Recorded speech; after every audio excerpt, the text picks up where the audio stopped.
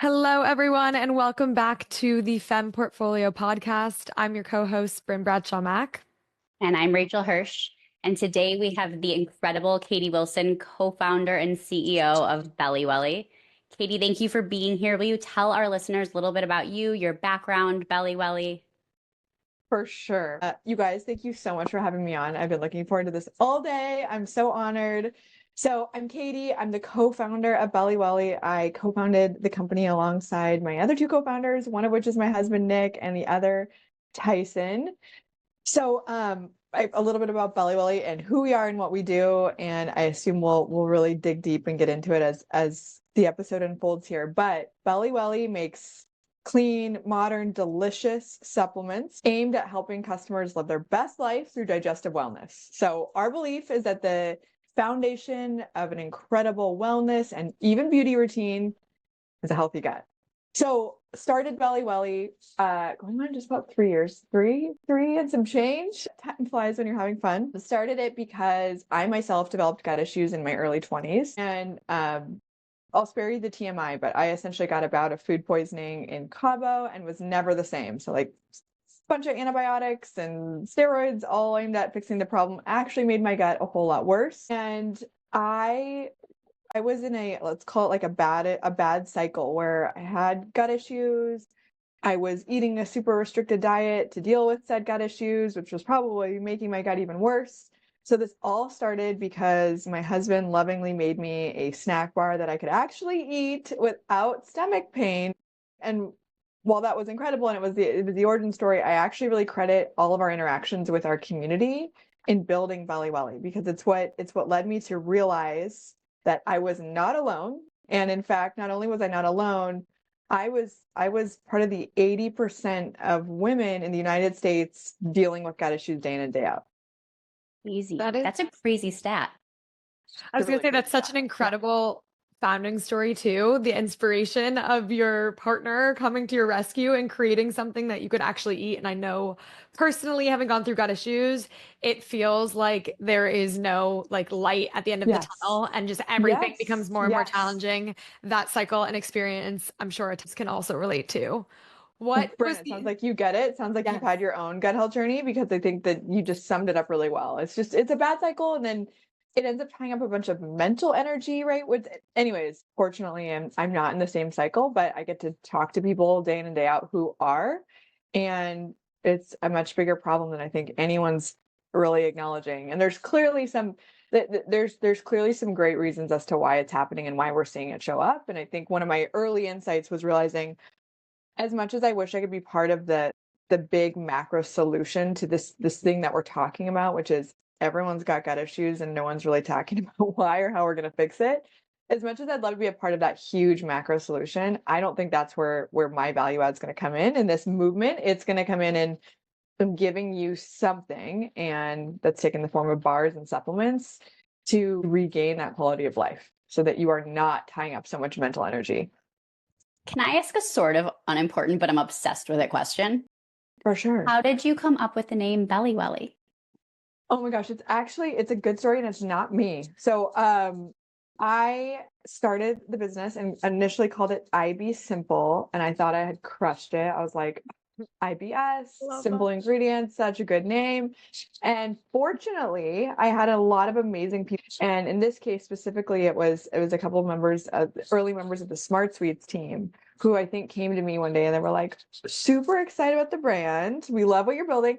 Have you thought about a different name? And I was like, no, are you kidding? It's like such a good name. Like IB Simple is the best name ever. And I literally had a group chat going with a bunch of gals who were like, oh, let's just like start a brainstorming case. And you're like, I see no change. It came out of the brainstorm, and thank goodness. I mean, how limiting would it be to be walking around with a brand called IB Simple at this point? We'd be back to Metamucil almost. Yeah, I mean, yes. Thank goodness. I had like good friends, entrepreneurs, investors around me to be like, let's try it. Let's try something else. I really appreciate you speaking to knowing the approach you want to take to helping what is such a massive, massive issue. And it's like such a hard one to tackle and to provide relief, knowing what you've been through and knowing, you know, all of your customers and just this huge community. What inspired you beyond the bars, but going into the other areas of supplement? What inspired that transition? Yeah, I think it's probably a whole lot. It's not very juicy. It was a actually I'll take a step back because I think there's some important insights embedded in context here. One of which, and this is something we've learned as we've gone in building this business, gut health is a really sticky term that's having a moment, but it's actually a B2B term, believe it or not. And that's been our finding, is that if you go survey, and we've done this work, 3,000 customers and say, tell us about gut health. How important are you? How important is it to you? How likely are you to go buy something that's going to improve your gut health? A, no one really knows what it is. And B, they kind of know it's important, but there's no sticky kind of emotional value prop associated with it yet. So it turns out the things that are familiar and do resonate with customers, and they know they're gut health adjacent, is things like fiber and probiotics. And even as I've learned this in talking to customers and engaging with our community, I think I myself would have been in that bucket pre-BelliWelli world too, is that gut health sounds good. It sounds like I want to care about it. But really, like, I mean, I can tell you a story about probiotics and what they do, and I can tell you about a story about fiber, but I don't know if I would have been able to like eloquently comment or care about this like big, broad black hole of an issue, i.e. gut health. And so I think in studying gut health and the things that actually move the needle on better gut health, it really is probiotics and fiber. I mean, we are starting to scratch the surface from a science perspective as to all the tiny little things that feed into gut health and what makes for a great microbiome. But some of the easy solutions today are more fiber and probiotics. And unfortunately, we live in a society that doesn't have a very probiotic rich diet naturally, and 95% of Americans are not getting enough fiber. So most of us can relate at some point in time to having seen Metamucil. So let's call it the orange fiber for the sake of this conversation. The orange fiber, right? Like whether you saw it in your grandma's cupboard or you had it at one point because you were like constipated as a kid. We've all had some interaction with the orange fiber, right? And I call it like a year and a half ago, I had gone to the doctor and they'd recommended the orange fiber, basically just because they were kind of out of ideas. Like it was like, oh, we've like tried antibiotics. I don't know, just have more fiber. And it's a pretty terrible experience. It's like gloppy, which is like a word I hate. It's like gloppy and gooby and like it's like gel. And then you turn it over and you see the ingredients. You're like, this still has yellow 6. I don't even know what that is, but I just know that's bad for me, right? It's got a bunch of sugar, and that's the fiber. That is the fiber market in the United States. Is that dominates, that brand dominates the fiber market. And that seemed impossible to me. Like we have this nationwide problem where 95% of Americans, even if they're trying, don't get enough fiber. Often not even our fault. Foods that should be rich in fiber have been stripped of natural fiber. And the fiber we're supposed to take to supplement is like full of yellow 6 and all this stuff we're not supposed to have. And it's got a bunch of sugar. Like, what? It's a 100-year-old brand and it's still growing. And so, Easy. yeah. So it was like, once we saw it, we couldn't unsee it. It was like, we have to go make a better fiber. I mean, it wasn't even a business decision, which doesn't sound true, but it is. It was like, oh my gosh, we have to go do this better. How is this possible? And so again, like to circle back to the BelliWelli mission, it's helping customers lead their best lives via digestive wellness. And this was just such an obvious place for us to slot into his or her daily wellness routine in a really meaningful way. So it became like we have to do this. I love that. I think it's so interesting hearing what you said about the study. And it's so true. Like, if you know gut health, you know, and it's typically because you've had an experience that has made you find out more.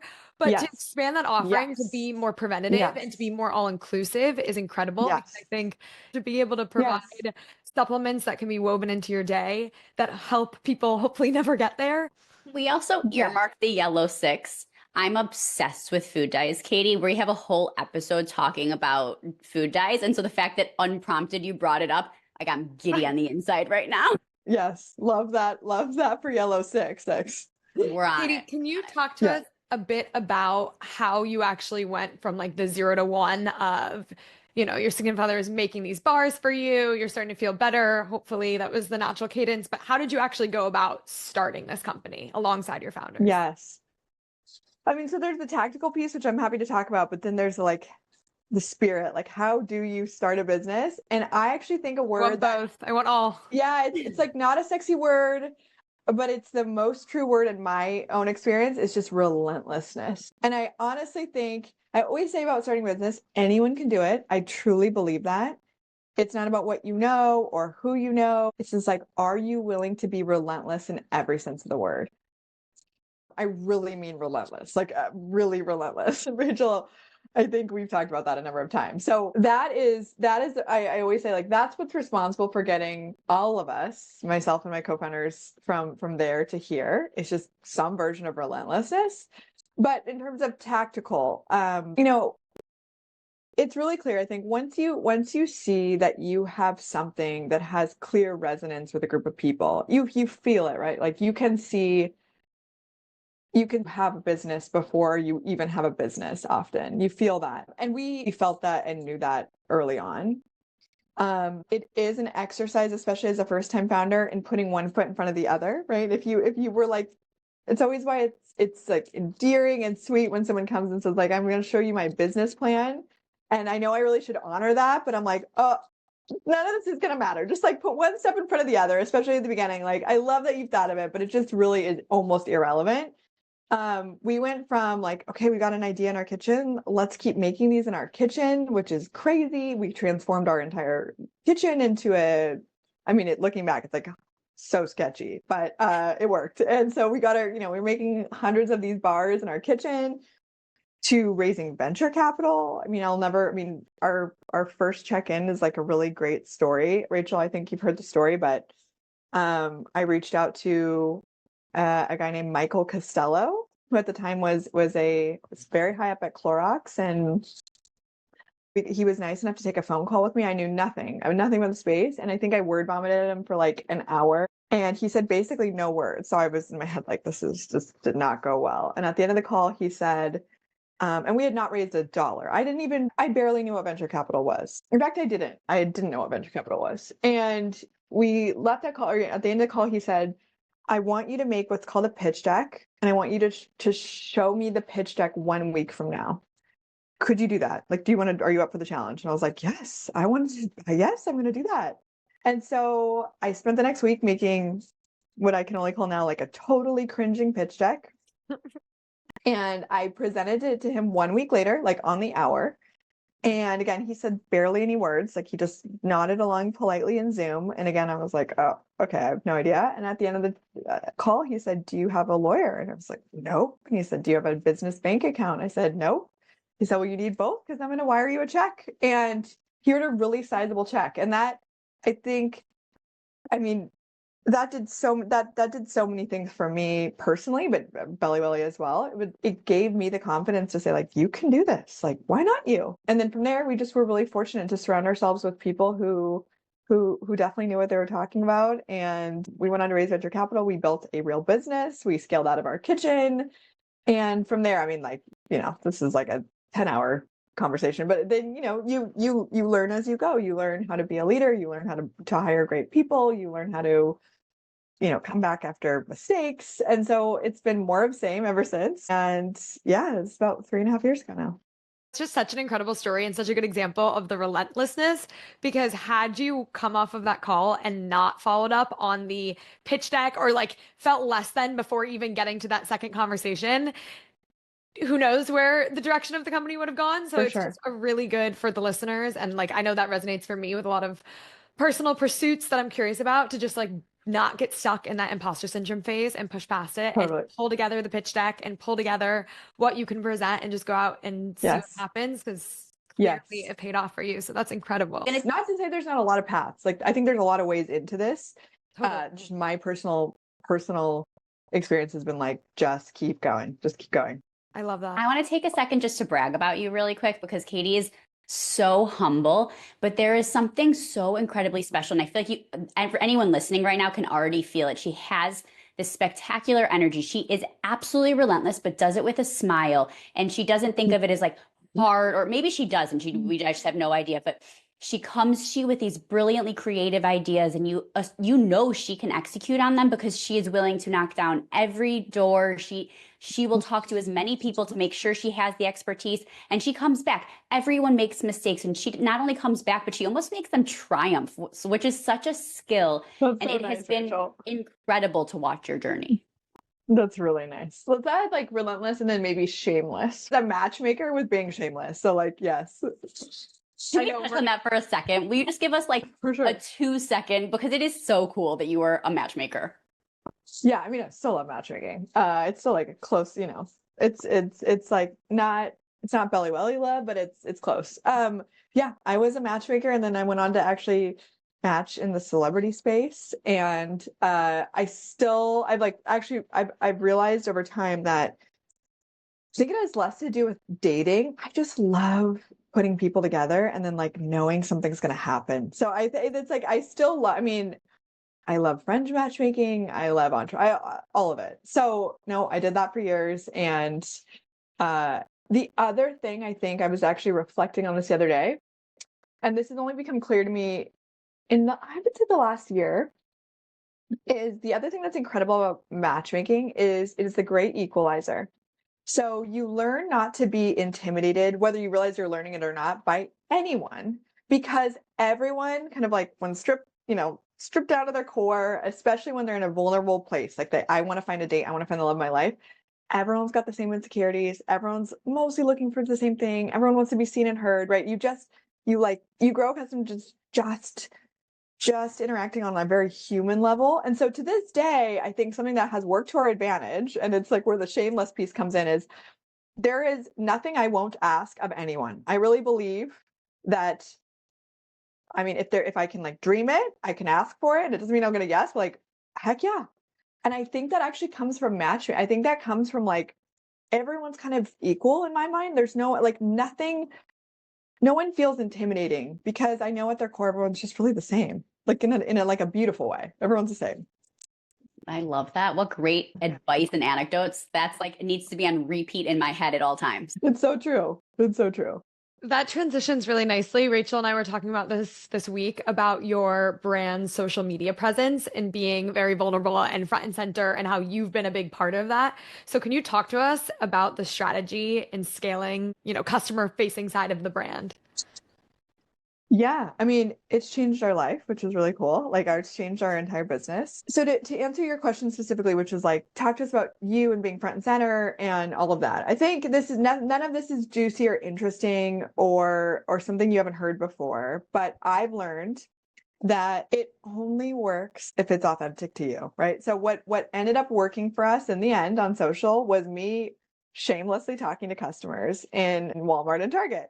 And that is something I did. I mean, it all came from a real place. And that's what I mean, it all started because I was just doing that. And then I one day decided to film myself doing that. Such a good lesson, right? And also the other thing I should mention is this is also free. So we learn this, and we are, I think, especially this way as a brand. And sometimes this is the beautiful thing, and sometimes it's really not. But like, we are such a scrappy brand. We always look at things like we always take the scrappy route.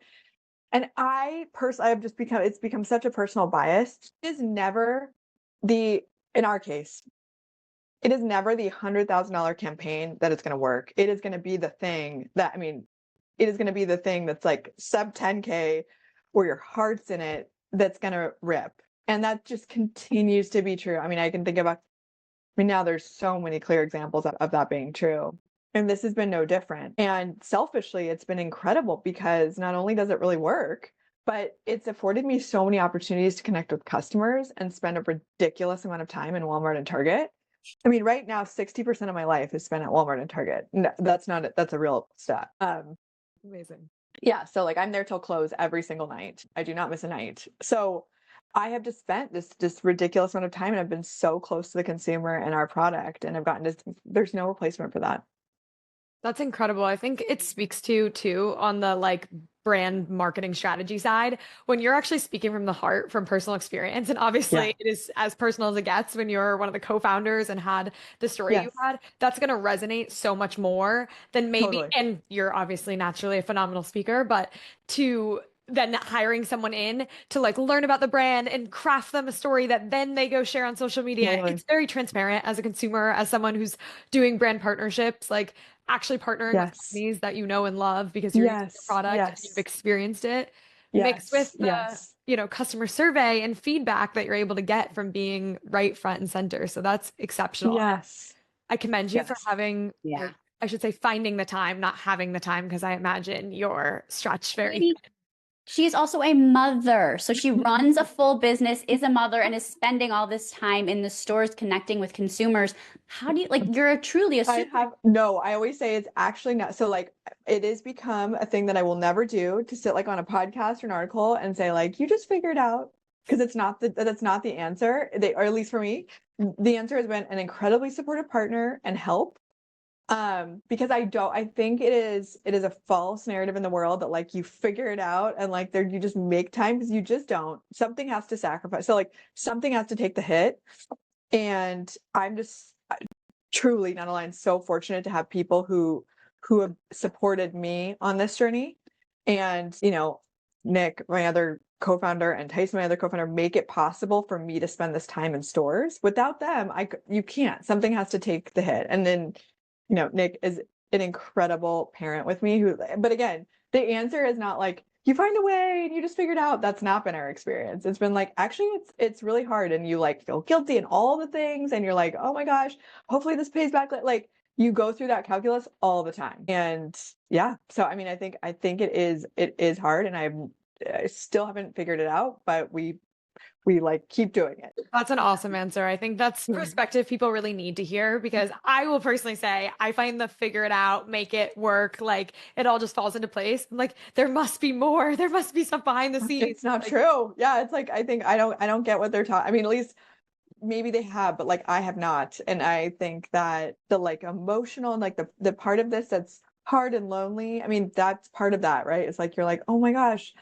yeah, I'm not at like the school doing all the volunteer, like I'm not able to do all that stuff because I'm filming videos at Walmart. Like there is just a lot there's a lot of give and take. And sometimes I'm like, I wish this wasn't the case, but it's also like the path we signed up for. And you know, hopefully it's the right one. Yeah. On the vulnerability, loneliness, I think that's something we've talked about with some other founders so far, that it's a lonely journey, and you're really vulnerable, like especially with being the face of the brand. It's vulnerable. How do you cope with that? How do you find support with that? Yeah, maybe I should have said so. Okay, so advice I got from an early investor. Actually, it was the Winklevoss brothers. I remember them telling me when I first started this, they're BelliWelli investors, and they've become great friends and mentors. I remember them saying this will be the most lonely journey you ever embark on. And at the time, I pretended it resonated, but I was like, I mean, I have like a lot of like I feel like that's not. I don't know. Like I feel like I got friends. I'm good. And that's not actually what they meant in retrospect. I really appreciate what they meant. I think the word I might use is it's not a relatable journey. So, you know, you're doing this weird thing where it's all consuming, and people understand things like, oh, I had a baby. Or, you know, a large portion of the population can like appreciate what that means and understand where your time is being spent, and like you can share in communities about what that experience is like. And running a company, I think, is more niche, you know? So I think there's plenty of people doing this, right? I don't mean there's lots of entrepreneurs in the world, but it's harder to find that community. I've realized in this chapter of my life, I've really gravitated towards friends building and running businesses. And maybe I've neglected some of the friends who are doing equally amazing things, but they're speaking a different language than I am right now, because I think there's something very cathartic if you're doing this and relating to someone else who's on this weird journey. So it's just a less relatable experience. And I think that's where the term lonely comes into is, you know, you're not like finishing at 4:30 or 5 and then, you know, like around for the happy hour. You're just on a different path. And there's just like these incredible highs and lows and stresses. And, you know, I'm so lucky I'm doing it with two co-founders, because I don't know how people do this alone. I think that's just insane in a good way, but like, wow. Can we ask about working with your husband? I'm so curious. For sure. You're like, I'm not alone because I'm with him all the time. I would love for you to unpack. That's been like what you can share, advice. Oh yeah.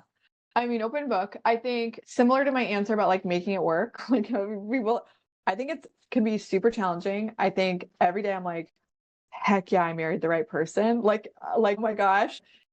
you know, in like ways you don't even know you're signing up for. Like when you like, I'm just like, oh my, I couldn't do this with anyone else. Like what?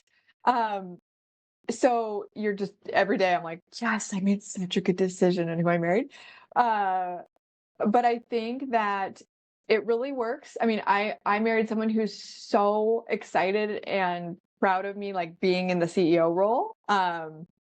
And so I don't know what it would be like not to have that, but I'm fortunate to have that. So there's never anyone that's like ego threat. Like Nick's just like, that's amazing. He watches everything I do and is just so excited for me. I think I'm listing like a lot of positives. There's certainly like for us, there's a lot of time, right? We're like running a business together. We work from home together. We were doing kids together. And so, I think always like carving out individual identities in this case can be challenging, but equally, I think about this all the time. I can't imagine not doing this with a spouse, and I know plenty of people do, because it is such a all-consuming journey that it seems so hard to have to like be, I don't know, coming home being like to someone who's not in the space and trying to like relate over what you just went through, that I just can't even picture it the other way. I mean, if something great happens, we're both just as excited. And that's the fun part. I mean, the fun part is like riding these highs with people, not just in a vacuum by yourself.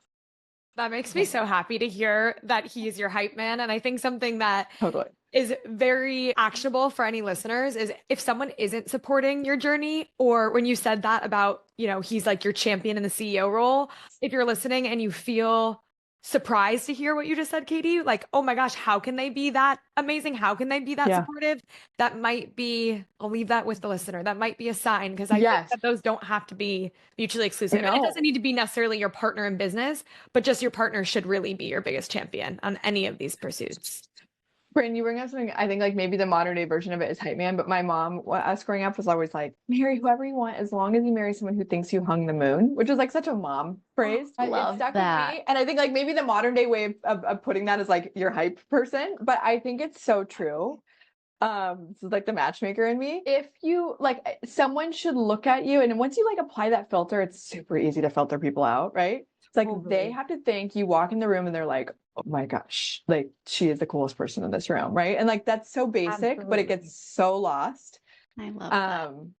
Yeah, I mean, you need a bunch of those people in your life, but especially the person you sign up for life for, with or for. What's next for BelliWelli? Tell us all the things. All the things. Yeah, pretty exciting retail expansion. So we are nationwide on Walmart and Target as of April, which was pretty crazy and fast. So we started in both stores. We started in Walmart with 1,000 stores, and I think it might be our Walmart record, but we are now nationwide within like 3 short months. Oh my goodness. So it's super exciting. Again, like in the spirit of like non-sexy answers, what's going to be next for us is more of same. So I think oftentimes, right, like you hear businesses coming on saying like, new innovation, it's going to be crazy. We have something really exciting. We have lightning in a bottle. And so what we need to go do is more of same and continue executing flawlessly and focus on first principles, right? And I think building our team. So, when you start a business, you're doing a bunch yourself, right? And you're like figuring things out. And then maybe it's like chapter 3 or chapter 4, right? Is like learning how to lead people and build an incredible team. And personally, that's something I'm really excited to continue to develop. Like I always thought, because I was a people person, like automatically I knew how to do that. And it turns out it's just a totally different skill set. So that's my next exciting challenge, is figuring out how to hire incredible people and lead them. You'll be great at it, I have no doubt. That maybe I thought I knew how to do. And like, as I'm like starting to approach that chapter, I'm like, oh gosh, I actually think like, I need to go figure this out. Have incredible team leads for my full-time role, and they are big believers in conscious leadership, and there's a whole framework and guide. So I will follow up after this and send it. Very actionable, very tangible. So I think that's love. So such a fan. Ought to be in. But as you're looking at like the wellness space at large, where do you see maybe it's not even the company's expansion, but your desire to expand, staying within gut health, staying within the lifestyle brand? What does that look like for you? Yeah, I don't think you will see BelliWelli in many aisles in the grocery store. I think you're going to see us double down and focus on the supplement space. We've just we've revealed that there is such an opportunity to innovate and be thought leaders and brand leaders in the fiber category. So there may be more in the supplement space that you see from us, but again, I think the goal here is we'd like to be a household brand, and we think there's a very clear path to us doing that. And our way in the household is going to be offering a better fiber, because unfortunately we're not getting enough, and that actually troubles me, and I'm that's not good news, but it's the state of the world, and so we need to put it. You guys already know this, but like we need to offer solutions that are not littered with yellow sticks and a bunch of sugar. And we're really excited. We're really well positioned to do it. And there's so much room. I mean, there's so much room in the category. I'm so excited for you guys. I think what's incredible about supplements is that it is truly something that can relate to everyone and that can work with your lifestyle. And I think what's so exciting about even fiber specifically is, and I say this on our social media all the time, fiber is not trendy. And that sounds crazy, right? At first coming from me, but that's the beautiful thing about fiber. Nothing in BelliWelli right now is is trendy. It's not a new ingredient you've never heard of. It's not creating demand where demand doesn't already exist. Fiber is not new. Probiotics are not new, right? It is just making something that's old and pre-existing and has real-time tested benefits associated with it better. That's it. It's immune from trends. Like, I mean, it's not a trend, right? Fiber is not a trend. It is like no, it's the most old person thing in the book. Also, I love and I appreciate that you elevate my water drinking. Every morning I pour it in water, and I like juice. I'm not a good plain water drinker, and I know I need to get better. Yes, At BelliWelli helps me every day consume more water, and I don't feel like, oh, I'm just drinking water to drink water. I feel a little sexy. Like I'm like, oh, look at this pretty, Totally. Yeah. So thank you. It's like fancy. Yeah. There was a lot of thought put into even the like drinking color experience, right? Because we knew that. So when we were it's still part of our R&D process. When we choose a color, or when we're thinking about the color, it's like we want that experience, right? We want that, to call it demure experience. We want that sexy demure water drinking experience. We don't want to leave a consumer with like a neon blue. I mean, I don't know. I was testing electrolytes from other brands, and I was like, oh, a lot of these are like neon, and I don't want that experience. It should feel fancy. Yeah. Wonderful. Stepping away from BelliWelli, just to wrap things up, I want to ask a few questions about you specifically, Katie. And I think it's such an inspiration. I just can't echo this enough. Like, so many tidbits you shared along the way have so much relatability for anyone out here who's inspired to pursue any of their passions, to know that you went from matchmaking to being an entrepreneur, and this shift, and even how you talked about the 0 to 1 is like so inspiring. What is something in your day-to-day life that you can't live without? Aside from people, I think probably, right? People, like, we're going to assume the people stick around. One of my future questions is people. Yeah. Like, we're going to assume the people are not going anywhere. A really good question. I want to answer it thoughtfully. So I don't want to give like an answer that I don't really believe. I think change of pace, which is not really what you asked. Like, you asked for an object, I think, but like I personally can't. I have to have like an exciting moment every day, which is a problem. Like, right? It's like I'm like chasing a high, but it's my most truthful answer. It's like I have to have call it some, like, even if it's manufactured, a manufactured chaos or like a high each day. I love this. That's an amazing answer. This actually is a perfect follow-up question. It was already going to be my next question, but what keeps you grounded? Oh my gosh, like Nick, for sure. Actually, no, both co-founders for different reasons. I mean, this is like, if we're talking about specifically business, Nick in my day-to-day personal life, and from a business standpoint, I am not someone who could have been a sole founder at all, because I do gravitate towards that like chaos and that like energy and that like momentum and excitement. I am a perfect fit with my co-founders, and that it's like, well, remember, why are we making this decision?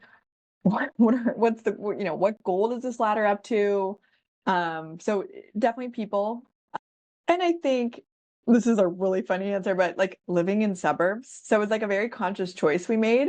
We lived in LA for many years, and I love like the energy that comes with LA. And we chose to move to OC, not for this reason, but this has been a happy side effect, because I think someone like me who's drawn to chaos and excitement thrives in LA, but it's really hard to stabilize, right? And so living in what I'll call boring suburbs, I mean that like lovingly, is perfect for me. It's like this like constant grounding force, so I can't really go off the rails, right? There's plenty of that in BelliWelli. And so just living in predictable suburbs with like familiar faces every day, things I thought I would never do, has been perfect for me. I wasn't building a company, I don't know, but it's a great combo. You're like, I bring the mayhem and everything else. Yeah, I is- couldn't be doing both. Like, I'm like, wow, thank goodness one is just calm and predictable. Who do you admire most in life? Oh my gosh, so many. I mean, I don't have a one. I know that's a silly answer. I think anyone who has a totally different skill set than mine is like really grabs my attention. So like I'm in a phase right now where I'm just not analytical. Anyone who's really good at being analytical, I'm just obsessed with, because it's just something I want to be good at. And I don't relate at all. So I think it changes based on like the phase I'm in. Right now, I'm just like obsessed with analytical people. Love it. Great answer. Your answers Yeah. are wonderful. Yeah, these are 10 out of 10. What makes you feel wealthy? Honestly, again, this is probably controversial, like actual success, like actual like success. I mean, I think people don't talk about this enough, at least in like some of the podcasts I've been listening to lately or some of the books. Like we kind of talk around the idea that like, like the goal of all this is to like, like build something meaningful. Obviously, none of us could do any of this if it wasn't building something meaningful. A very close goal is also making money. Like my co-founders and I, we want to make money. We want to make this worth it. That is one of the primary goals of this entire thing. So I'm going to give like a very direct answer. I think like makes me feel wealthy is getting to that point. I want to get to that point for our investors, for us, for everyone involved. And like, that's one of the big goals here. I mean, the rest, like doing something thoughtful that gives back, goes without saying. Because again, you can't do this and wake up every day if you're not doing that. So yeah. Your Make money. answers across the board Uh-huh. are so good. Question. Final question for you is, what is something that very few people know about you? Oh, I'm excited for everyone knows this one. everything. So I'm like an open book. Oh, I'll start with a fear. I have like a total fear of throwing up. I hate throwing up, but like extreme fear. Like it's like very extreme. Like not even like it's like I'll put it in phobia category. Like I went to therapy when I was 13 for it. Yeah. Katie, this Oh was no, I'm fine. I'm fine. I have kids who throw up now, so I have you're to deal kidding with me. it. Like, This was manifesting from 13, you creating a gut health company so that no one has to throw up. not that connection to be honest, but like no, I literally hate it so much. Like I can't even. Like if like my kids come home and they're like, someone threw up at school today, I'm like, what do you mean? Like what? Like no. Like what are We're we done. doing? Cannot talk about it. Oh my God, that's So good. Yeah. This was so great. Thank you, Katie. I put such a smile on my face. I think will be so helpful for so many people. It's always good Of to catch up course, with guys. you. Thank you guys so much for having me on. It was super fun. And it's always like nice to have like forced reflection moment where you're like, oh, I haven't thought about this answer. I should have a good answer to this. You have so many good Absolutely. answers. Well, thank you. And Thank we you will guys be so much. linking BelliWelli and make sure followers know where to find you. So thank you so much, Katie. You are a breath of fresh air and just such a fun way to start the year. So thank you. Thank you guys. Right back at you. See you next time. Bye.